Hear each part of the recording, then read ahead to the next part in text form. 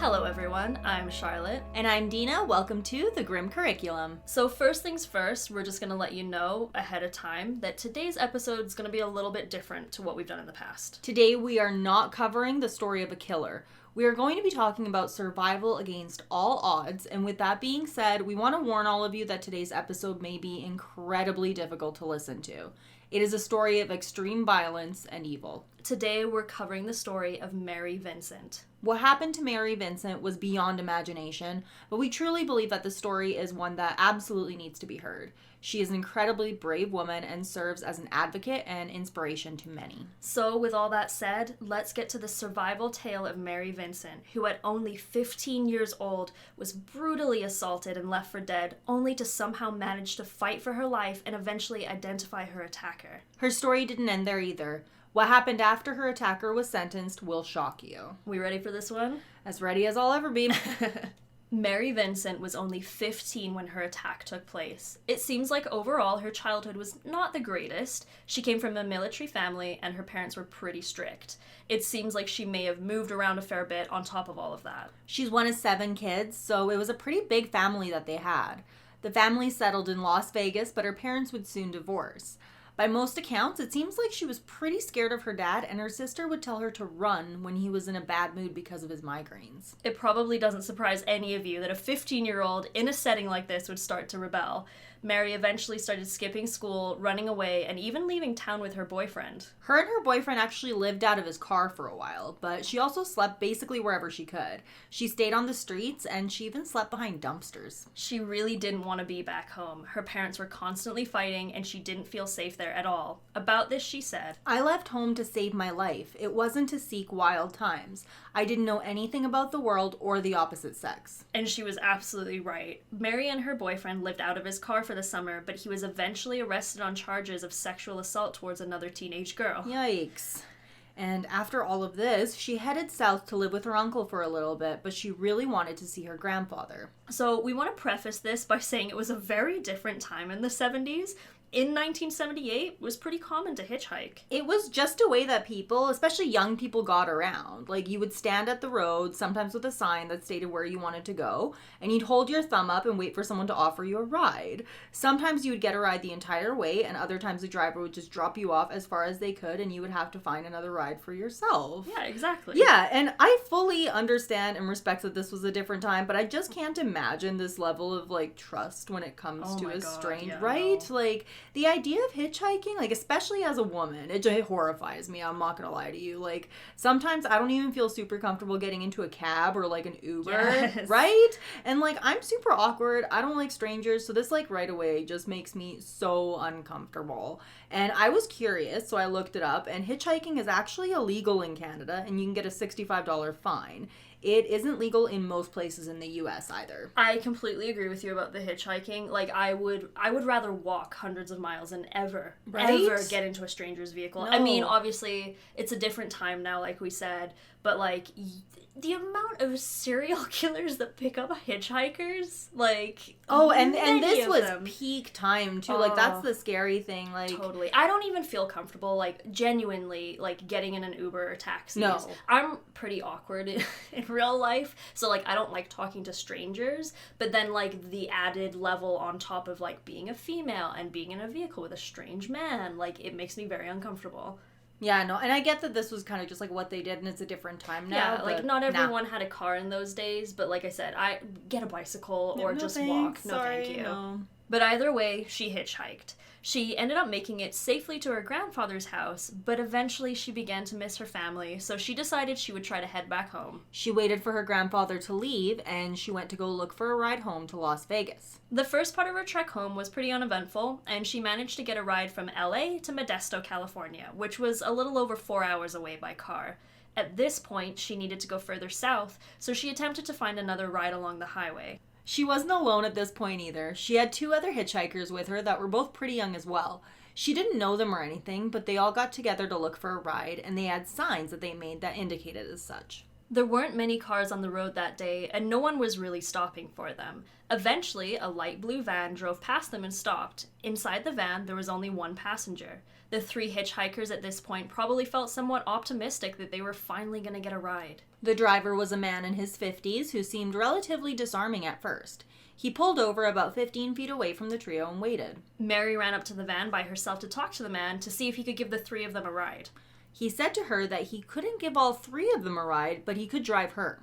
Right away, this struck Mary as strange. She could see inside the van, and there was a ton of room available, certainly enough to fit the 3 of them, but he adamantly told her that he could only give her a ride, and if she wanted one, that she could take it or leave it. The 3 of them were all going to pretty much the same place too, so it just didn't make sense to her, but he wouldn't budge, and he refused to accept the other 2 passengers. Eventually, Mary accepted this, and she ran back to the other 2 hitchhikers to tell them that she was leaving and to grab her things.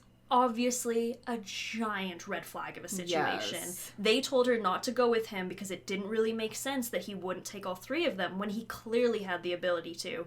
Mary agreed with them that it sure seemed strange. However, Mary missed her family. She wanted to be home, and she was pretty desperate for all of this to be over so she could see them again.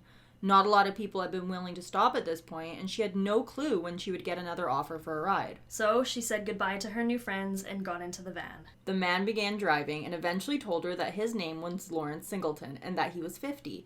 He also told her that he had a daughter that was her age and that her name was Deborah. The first part of the drive was incredibly uneventful. Mary and Lawrence engaged in some small conversation, and at this point she'd kind of forgotten about her earlier apprehensions about this man. At this point of the ride, other than the initial pickup, there were no real red flags or alarm bells going off for Mary. The only thing that kind of stood out to her at this point was that she sneezed, and immediately he reached over to feel her neck and he asked her if she was sick. Like, that's so creepy. Ew. Like, sir, I am 15, you are 50. Remove your hands from me this instant. Don't touch people, Yeah, like, personal just don't. bubble. This is one of the things that makes hitchhiking so scary for me. I mean, at this point, like, he's touching her neck and he's asking if she's feeling... Like, what do you do? No. What do you do? Like, do you ask to get out? Like, what if he doesn't let you get out? Like, Yeah. don't get into cars with strangers. No, Don't do it. Don't do it. In fact, she even stated later that she was pretty disarmed by this point, and he reminded her a lot of her grandfather, so she felt like she could trust him. She trusted him enough that when she began to get sleepy, which was pretty quickly, she asked him if he would mind if she took a short nap, which he replied no. Of course he didn't mind. And Ugh. I hate this with every fiber of my being, and we haven't even gotten into much of the story yet. Like, honestly, it's like watching a movie and you're wanting to scream at the TV because you know what's about to happen and you want to stop it and you can't stop it. It's horrifying. It genuinely makes me feel kind of nauseous. Yeah, it makes me sick. Like, it's just like you want to just help. Yeah. Mary curled up in the car seat and dozed off for a little bit. When she woke up, she noticed something was wrong. They were very clearly driving in the wrong direction. She immediately pointed this out to Lawrence, and she was incredibly assertive at this point. He apologized, and he told her that he made a mistake and that he didn't realize it. He did turn the van around, and he began to head in the correct direction. It wasn't like he had just turned the wrong way. It was pretty obvious to Mary at this point that he had been traveling this way for quite a while. She was incredibly uncomfortable now. She knew she didn't want to upset Lawrence or make it feel like something was wrong, so she didn't say much to him after that. He told her that he was just an honest man who made a mistake, but overall, he stayed calm. Eventually, they found themselves along a stretch of highway that was heavily forested. Lawrence told her that he needed to get out and relieve himself. Something interesting that she remembers about this was that when he was pulling over, she looked down and she saw that she needed to tie one of her shoes. She had this thought in her head that was incredibly important to make sure that her shoes were properly tied. At this point, the alarm bells are ringing for Mary.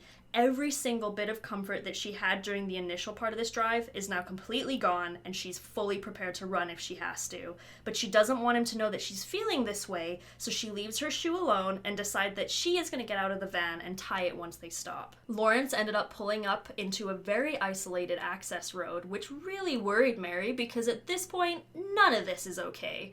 She's fully aware that the situation she has found herself in is a very, very dangerous one. I can't even begin to imagine the tension. She's too scared to say anything. He isn't talking. They're both just kind of waiting for something to happen. It's like that point in the horror movie where, like, the strong female... It's like in Scream where she's, like, finally figured out, like, oh, shit, my friends are the killers. But you're, like, trying to be cool about it. Ugh. He continued to drive down the road a little bit and eventually stopped the van and got out. Mary got out of the car and began to tie her shoe. Almost immediately, she felt something hit her very hard in the back of the head, and she lost consciousness. As soon as Lawrence had gotten out of the car, he made his way around towards Mary. He hit her over the head with a hammer that he had in his van, knocking her out almost instantly. We want to very quickly remind all of you that this is a survivor story. Mary survived everything that we are about to talk about, but that doesn't make it any easier to hear. This is quite likely one of the worst things we have ever talked about on this podcast. And we also want to remind you that we do have some palate cleanser episodes to listen to afterwards if you'd like to try and forget and kind of think about some happier, sillier things. And we wouldn't really blame you at all. This story is about to take a turn that is absolutely beyond words. Okay, so with that said, back to it. Mary woke up in the van. When she attempted to get up, she realized that Lawrence had tied her up. Soon after she realized this, he returned. Last chance, guys. If you want to skip ahead a few minutes, we do not blame you. Lawrence Singleton began to sexually assault Mary numerous times and in numerous ways. We're not going to get into the details of attack. It's out there if you want to read it, but it was horrific. This brutality continued throughout the entire night. And there have been a few times throughout the history of this podcast where we have talked about very evil people doing terrible things, but to me, this is just beyond comprehension. He did all of this despite the fact that she was begging for him to stop. He just ignored her. Not only did he ignore her, but he literally told her if she screamed or didn't do exactly what he told her, he would kill her. When he was finally finished, he got back into the front seat of the van and fell asleep. Mary was still naked and tied up at this point, unable to escape him. Not to mention the horrible fact that the extent of her injuries at this point was already incredibly severe. She couldn't do anything other than wait for him to wake up. He eventually did wake up, and he drove the van towards the main road. But then he turned down another unmarked road. Not good. He parked the van near a canyon and opened the van doors. Mary was still pleading for him to let her go. He did not let her go. Instead, he continued to assault her for hours until morning. At some point, he also made her drink an unknown substance that she assumed was alcohol because it made her pass out for a little bit. When he was finally finished, he cut the ropes that he had tied her up with. He stood her up. She begged him to set her free, and he said something to her that will continue to haunt me. You want to be free? I'll set you free. Lawrence Singleton took an axe and chopped off Mary's left arm below her elbow in 3 strokes of the axe. He continued to hold her down, and he grabbed her right arm and chopped it off in 2 strokes. In Mary's words, he took my left arm and took 1 swing, and I started to fall, and then he took another swing, and I grabbed his arm, grabbed it real tight, and I couldn't figure it out, holding him real tight on his arm, but I'm still falling. Something really horrifying that we want to point out is that at some point she was able to look up at him. She saw that he was trying to flick and brush something off of his arm. To her horror, she saw that her arm was still attached to his. Her hand was still clutching onto his arm despite the fact it was no longer attached to her body. That is horrifying. Like, oh my god. That just, that makes me want to just curl up into a ball and pretend things like this don't happen in real life. If I hadn't already given up at life, at this point, this would have been the final straw. My soul would have left my body. Yeah. Goodbye. Yeah, definitely. After brutally hacking off her limbs, he threw Mary over a railing over 30 feet down into a culvert saying, "Okay, now you're free." And there he left her to die. But this was not the end of Mary's story. Because Mary has the soul of a fucking warrior and she was not ready to die. The angel of death came to her that day and she was like, nah. Seriously, think about it. Yeah. Even at this point, the fact that she is alive is an absolute miracle. This poor girl. And to remind you guys, she's 15 years old. A baby. She's gone through so much shit, and at this point, she is still fighting. To try and stop the bleeding, Mary packed clumps of mud into the stumps of her arms. She kept her arms raised in the air to further prevent blood loss and, according to court transcripts, to keep her muscles from falling out. Not only would I have never thought to pack the wounds with mud, I don't even know that I would have had the strength to pick myself off the ground after this absolute hellish nightmare that she had already endured. No. It's so much. Just think about first of all, how much can a human body go through before it's just, done? I think, it's crazy because you look back to, World War II, for example. There was a story of this, German soldier that had been shot something like 21 times, he was blinded, and he still continued to fight. You look at someone like that and you're like, that man should have died. And Mary went through something equally as harrowing, and then some people literally slip on a banana peel and that's it for them. It's like it's adrenaline. It's that crazy just will to survive. And I think really that is like a very primal instinct at that point. It has to be instinctual. Yeah. Mary said that the reason she was able to push herself to keep going despite all the odds against her was that she would be able to identify her attacker and prevent him from hurting anyone else. She said, "He threw me off a cliff. I should have broken bones. I should have bled to death. I didn't, and I never passed out. I remember everything. I wanted to give up and go to sleep, but I felt someone there with me, a presence who wanted me to survive. A voice told me to get up and get help or someone else would die." When she finally made it to the road after spending hours scrambling up the side of the steep drop-off. With no arms. She then walked 3 miles until she was able to find someone who was able to help her. 3 motherfucking miles. 3 miles. Jesus. It wasn't even the first car that she came across that was finally able to help her. The first car that drove past her carried 2 guys who quickly sped off once her condition came into view. And honestly, who could blame them? They probably thought they had come across a zombie at that point. What your mind can't process that. She was completely nude, and she was missing both arms. Mary said that later that she was holding both of her arms up so, and I quote, "the muscles and blood wouldn't fall out." So, a horrifying image. Especially when you're doop-doop, driving along the road in California, having a good day. Listening to the Beach Boys? Oh, probably. Just that. And then you see, that is and then literally a zombie. That is a scene from The Walking Dead. It's horrifying. Absolutely. It's horrifying. And I think even Mary said after the fact that she didn't really blame them. She did say that, yeah. She's like, I understand why they didn't stop. It was the second vehicle, carrying a couple who were vacationing together, that finally stopped for her. They wrapped her up in towels and they drove her to an airport to call an ambulance. Don't forget, this was the 70s. People just didn't have cell phones in those days. And Mary was then airlifted to a hospital. In the hospital, she would not allow herself to rest for even a second and insisted that the police take her statement. Mary was able to describe Singleton so accurately to a police sketch artist that he was turned in very quickly. Joanne Eversole, a San Pablo, California housewife who loved bowling, instantly recognized the sketch as her longtime friend and neighbor, Larry Singleton. The sketch was so on point that Joanne didn't even hesitate to turn him in. Singleton, the evil scumbag that he is, he insisted that Mary was just a prostitute and that he had been framed by another man with the same name. He claimed that there were 2 other hitchhikers in his van the night of the attack and that one of them, the other Larry, was responsible, not him. He even said that when he was passed out drunk, the other Larry did all of this. He's so stupid. This man pisses me off. You couldn't even come up with another name.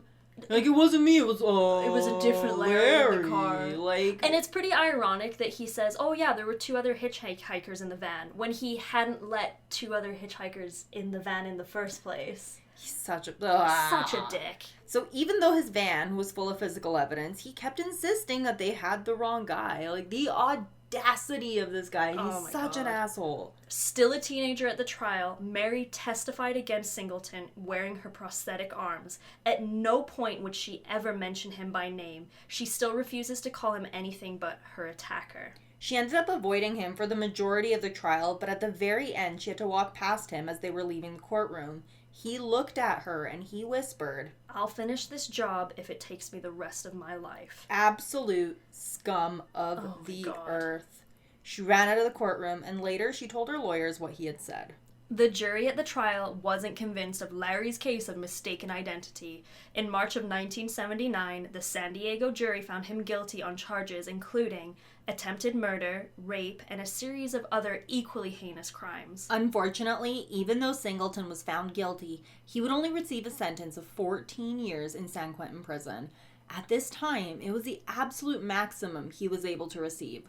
The judge who presided over the case said, "If I had the power, I would send him to prison for the rest of his natural life." This is exactly why the law needs to be adapted when it's needed. This makes literally no sense to me. You have people serving life sentences with no parole for marijuana possessions, and then you have this absolute asshole of a man, and you're only able to sentence him to 14 years. And if you aren't absolutely fuming at this point, this next bit is definitely going to set you over the edge. Lawrence Singleton only served 8 years of his 14-year sentence for good behavior, even though more than one psychiatrist at San Quentin had reported that he was a paranoid personality, severe schizoid, and capable of angry and destructive outbursts on those weaker than he. Even his own daughter was terrified of him. She begged authorities not to let him out of prison, but they said there was nothing they could do. She feared for her own life because he had been abusive to herself and her mother. When authorities suggested filing a restraining order, she was basically like, what's that supposed to do? In fact, it lets him know where I am. She did end up changing her last name to distance herself from him even more. That is so frustrating. Oh, man. That's so, like, he's only served just over half of his original sentence of 14 years. 8 years. We talked a lot about the potential of redemption and reform in the last episode, and while that was a bit of a debate, I think we can all agree here that there's absolutely no way that this man could ever come back from something like this and be considered a good person. Someone who does something like this does not belong on the streets. No. It's bad enough that they could only sentence him to 14 years, but the fact that they let him out after 8 is just a slap in the face. And also, he straight up told her to her face that he was going to kill her if it was the last thing that he was like, hey, I'm going to kill you. In the courtroom. In the courtroom. At his trial. Exactly. Like, how the like, what? How did he No. even get away with that shit? It makes no sense. Another thing to note is that Mary ended up winning a $2.56 million civil judgment against him, but she wasn't able to get anything, not 1 cent, because old Lawrence had no job and had $200 saved. She got absolutely nothing out of this. The whole thing is infuriating. What's even more infuriating is that he went on to kill someone after his release for good behavior. Yep, you heard it right. In 1987, he was paroled in Contra Costa County, but no town would have him. They refused to allow him into their communities.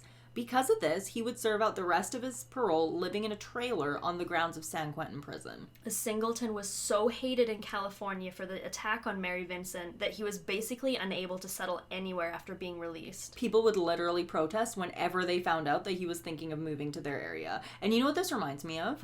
A few years ago, so we are recording from Edmonton, Alberta, and a few years ago, Karla Homolka considered moving to, I believe it was like St. Albert or like Calgary or something. I seem to remember this. And like people just flipped out and protested it, and now Karla Homolka does not live here because, oh my god, I would not want to live. Can you imagine running into Karla Homolka like Sobeys?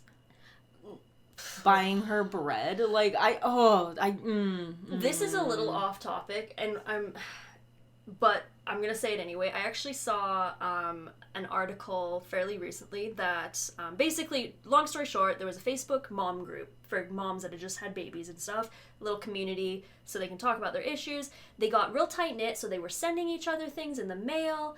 And one day, one of the ladies from it posted something along the lines of, "You never know who someone really is," and like all the moms were like, "What the fuck is this about?" Turned out one of the moms in the chat was Karla Homolka under a different name. Oh my god! Yeah. Oh my god! The lady that was like telling the story was like, she had our address, like, because we had been sending stuff to each other. And she, like, tried to apologize and be like, oh, I never meant for this. But it's like, I'm sorry. When You're Karla Homolka, yeah, bitch. You don't like, get to be sneaky inside a mom's Facebook group. We're not having mimosas with Karla Homolka at PTA meetings. She was, like, a part of her, like, PTA team. And they like, soon saw that was not going to be a thing anymore. Absolutely Basically, not. yeah, Larry tried to move to several different towns, and every time they were like, sorry, Larry, you're not coming in here. Good. People really didn't want to be anywhere near him at this point, for good reason. In Rodeo, 500 people protested against him moving to their area, and officers had to move him into a hotel room where he was protected by an armed guard. I think that really, if you're a police officer and you're having to guard this awful fucking mess of a human being, right? You'd be like, I'd be so tempted to be like, oops, I went for a lost walk. him. Oh, shit. When they tried to find him other housing, he was just met with more protests. They tried to move him to an apartment building, but they had to have armed guards escort him out after 400 people swarmed the building in protest. All of this outrage around it actually did lead to something pretty good happening. People clearly realized that someone like him should never have had such a short maximum sentence. Mary Vincent, hero that she is, helped support a legislation called Singleton's Bill. Singleton's Bill prevents the early release of offenders who have committed a crime that involves the torture of the victim. So now these type of crimes carry a 25 to life sentence. Right before he was paroled, Donald Stahl, the Stanislaus County prosecutor at Singleton's trial, said, I think, if anything, he's worse now. He has not taken responsibility. He lives in a bizarre fantasy land and acquits himself each day. He doesn't accept his guilt and won't resolve never to do it again. This wasn't like a Carla Faye Tucker situation. No one wanted this man released. Absolutely not. After finishing his parole, he moved down to Florida where he would find a far more sympathetic community, Orient Park. His new welcoming neighbors knew him as Bill. They seemed to believe his story and kind of fell for his other Larry story. This is just proof of how manipulative some people can be. He had so many of these people fooled. A couple of men in the community even saved his life when they found him attempting to kill himself using carbon monoxide fumes in his car. He was briefly committed to the St. Joseph Psychiatric Care Center, but released shortly after while waiting for a court hearing. In 1990, he was convicted of theft twice. The first time he served 60 days for stealing a $10 camera, and later that year he got 2 years for stealing a $3 hat. 8 years for brutally raping a 15-year-old girl, hacking her arms off and leaving her for dead, and 2 years for stealing a $3 hat. Make it make sense. Like, please, make it make sense. When he was sentenced, he described himself as a confused, muddle-headed old man. I hate him. I hate him gross. so much. So like, we do want to point out, like, he didn't actually serve 2 years. Yeah, he didn't even serve the 2 years. Yeah, then right? either. Like, this man doesn't serve time. What are you talking about? My God. But he was still sentenced to it, which is just ridiculous. On February 19th, 1997, mother of 3, Roxanne Hayes, would have the tragic luck of going home with Singleton. Roxanne Hayes was a woman who loved her children very much. She did whatever she could to provide for them. She was known as a friendly and loving woman, and the father of her children spoke about her in a way that described her as someone who would do anything for anyone. He talked about how she would jump into dumpsters to save kittens, and how she would lend money to anyone who needed the help. She was known by local police, and even they liked her. They described her as kind and funny, never violent. Even her social workers would consider her a friend. Roxanne was a 31-year-old sex worker who worked around the same park every day while her children were in daycare. She had agreed to go home with Lawrence for $20. Tampa Bay policeman Scott Bruce said, She was straight up about what she did. She was on the street for her kids. Bruce said that it was also unusual that a professional like Roxanne would go to a client's home, but another sex worker in the area suggested that the reason she might have been more at ease was... You don't think a 70-year-old man is going to stab you to death. And that was the other thing. We want to... Like, he's 70 at this point. He is an old senior citizen. Yeah. He's basically, like, senile and out of his mind at this point. I don't know if senile is the right word, but he was not in his right mind. No, he's just an evil, dirty, old, rotten, gross man. I couldn't have said it better myself. A house painter had returned to Lawrence Singleton's house after doing some work there around dinner time. As he entered the living room, he found Bill, completely nude, viciously stabbing a naked woman. The painter immediately ran. By the time the painter was able to reach a phone and call 911, Singleton had stabbed Roxanne over a dozen times with a boning knife, once through her heart, several times through her face, chest, and stomach. Blood covered the living room. During the 911 call, the painter claimed that he could hear her bones crunching and breaking with every stab. Poor Roxanne had been on her way to buy groceries for her kids' dinner when Singleton had picked her up. When the police had arrived at Singleton's residence, he answered the door covered in blood. He explained to the officer that he had cut himself chopping vegetables. When the phone rang, Singleton turned to answer it. That's when the police officer leaned into the door and saw Roxanne's body laying still on the living room floor. Singleton originally seemed to admit that he had actually done something wrong. They framed me the first time, but this time I did it. Singleton confessed as he was led away. However, By the time he was appointed a public defender, he changed his story and he pled not guilty at his arraignment. He tried to say that it was basically self-defense and all an accident. Singleton told jurors that he was depressed, drunk, and over-medicated when he decided to pick up Roxanne. He claimed that he was handing her money for a cab when she grabbed for his wallet. When he fought to get it back, she picked up a knife on the living room table. They struggled, and each time he pulled Roxanne's arm downward to get the knife away from her, she apparently stabbed herself, or so Singleton testified. Mary Vincent was there to testify once again. Despite the fact she was still terrified of Singleton, she agreed to be flown down to Florida to help remind the jury what an evil monster this man was. During her testimony, she described Singleton's attack on her and the toll the ordeal had taken on her. She went into great detail and described everything that he did to her again. We want to point out how horribly difficult this would have been for Mary. She had to relive everything all over again, be in court with him again, and just go through all of that trauma all over again. The worst part about it is when she was originally being attacked by him, she survived because she wanted to make sure he could never hurt anyone again. But she did survive, and the system failed both her and Roxanne in a terrible way. Lawrence Singleton is someone who should not have been able to be around people ever again in his life. He expressed no remorse, he was beyond violent and willing to hurt anyone he felt like hurting. One of the daughters of Roxanne Hayes, who was in grade 7 when her mother was murdered, sat in court and bravely sat there while the photos of her mother's body were shown to the jury. It took the jury only 4 hours to come to a guilty verdict. Everyone seemed to agree, even the judge. This was an unprovoked, senseless killing of a human being. We are living in times worse than Sodom and Gomorrah, he said about the crime. Jurors convicted 70-year-old Singleton of first-degree murder in the death of Roxanne Hayes. They recommended the death penalty, and Judge Bob Mitchum agreed.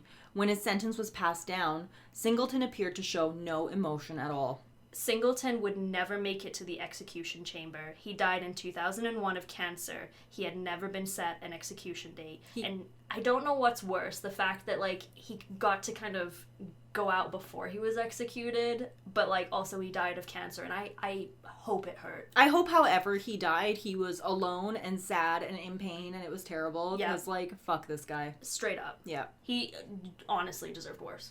There's a lot of people out there who believe that he had more victims. And if you think about it, it completely makes sense. Yeah. Someone like this doesn't usually just stop killing. It's hard to believe that something as brutal as the assault on Mary would have been his first attack. He was around 50-51 when he assaulted her, and he was 70 when he killed Roxanne. Also, it was the 70s, and, like, we all know about the serial killers that ran rampant throughout the 70s. If he was picking up hitchhikers and doing something like that to Mary, I have a very hard time believing he hadn't done something like this before, because escalation is a thing. Oh, totally. I mean, and even his own daughter did say, like, he was vicious to her and her mother when they were together. So, like, obviously, like you say, there is that escalation there. He clearly hates women. He has no remorse. He still, like, you can't, I personally, and I'm curious to know what you guys listening think, but I think that there were definitely more victims.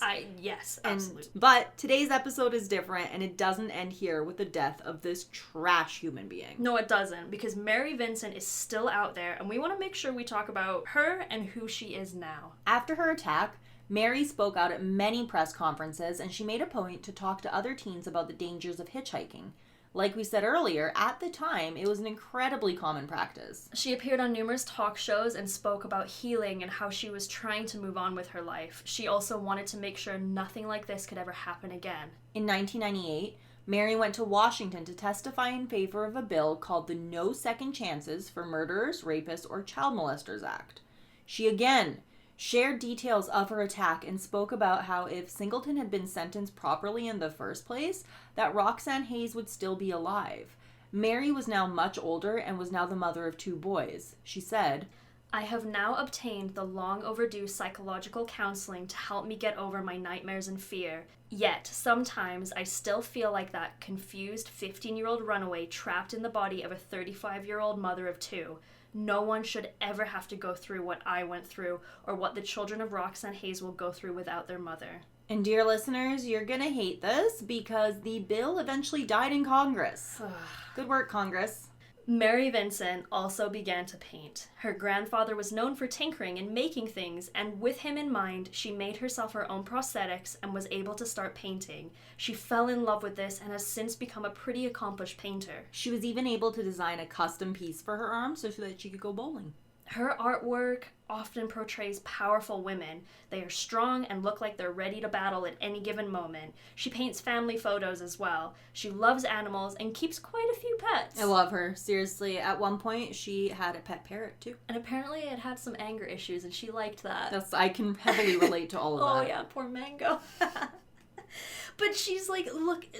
She's absolutely amazing. She sells her artwork, but also shares it at crime victims' events and has given many motivational speeches to large audiences. Her kids are adults now. At this point in her life, she prefers to stay out of the spotlight while still working on her art, and we honestly just have to say that we wish her all of the best things in life. Her story is so harrowing, and the turns it takes are incredibly disappointing. The justice system failed numerous times in this case, and this isn't the first or the last time that this is going to happen. What happened to Mary Vincent was beyond belief, but the fact that she found the power within herself not only to survive, but to be able to testify against him so many times is amazing. She has an inner strength that most people, I think, could only dream of I having. can barely even begin to fathom it, because this is just... She could have easily just been like, I don't want anything to do with this now. You guys messed this up. Too bad, so sad. But she's still out there fighting. She fought for a long time. She did. Mary has taken what happened to her and used it to inspire others and change many lives. Mary Vincent is and will always be an absolute badass in our eyes. That was tough. Yep. This is a hard case to talk about, but her story is one that has to be told. It's also proof, like we said before, that it's so important that the law is changed and adapted as needed. There is absolutely no reason on earth that a man who does something like this should be in a position where he can only be sentenced to 14 years, but also get out after 8 for good behavior. I've said it before, and I've probably said it a couple of times on the podcast already. Attempted murder and murder should be the same charge, because the only reason you're not being charged with more is because you failed to kill the person you fully intended to kill. You know, the intent is still there. So, yeah, but again, there's many frustrating lapses in the the legal system. It's a mess. There are some things that a human cannot come back from, and Lawrence Singleton is proof that some people should just be locked away for all eternity. I completely agree. Yeah. Like, someone like him if you are like this, you shouldn't exist. And if you do exist, you shouldn't be around people literally ever. It just kind of, it's really put our Carla Faye Tucker podcast what a difference, episode into more perspective, because she brutally murdered 2 people with a pickaxe. And so, you know, and she ended up spending the rest of her life in jail up to her execution, whereas Lawrence, who did equally as brutal things, if not 10 times more brutal, if you can even quantify it, and he walked free. Yeah. So what's with that? It's just, honestly, this is one of those cases where it's just proof that life isn't fair, and shitty things happen. Shitty things happen to good people, and good things happen to bad people. Yeah, absolutely. And it's one of those things that makes you appreciate the little kind things you have in your life. Right? This whole thing is just, I like I said, I wish her nothing but the best. Absolutely. I really do. Yeah. We hope that you guys enjoyed this week's episode. We really do. If you want to hear more survivor stories, or you have someone that you want us to cover, please comment below if you're watching on YouTube, or email us at thegrimcurriculum@gmail.com. If you have any listener stories, and you want to email them to us, we're totally open to that too. We're thinking maybe of covering some of those at a later point. Yeah, so we were kind of talking about this on Twitter. If you have, we want to hear about your paranormal experience specifically right now. Email us your stories. Yeah. Let us know. We'd love to chat with you about them. And just put in, the subject line, my story or my paranormal experience, just so we can go back and search it. But, yeah, the by ghost all means, with the most. Send them in. The subject line. Yeah. Okay, that's it then. If you're going to send in a paranormal story for us to cover in a later episode, put in the subject line, the ghost with the most. I like it. I like it too. That's perfect. Make sure you don't miss out on our other Grim Curriculum news by following us on Instagram at The Grim Curriculum and Grim Curriculum on Twitter. You can also find us on social media. I'm Dina V on Twitch, Dina V Tweets on Twitter, and Dina V IG on Instagram. And I'm ominous_walrus on Twitter and ominouswalrus on Instagram. Join us every Saturday for a new episode. And we also do a live premiere on YouTube at 12 p.m. MST. So come hang out with us and discuss the case in real time. Thanks as always for listening, you guys. This has been The Grim Curriculum.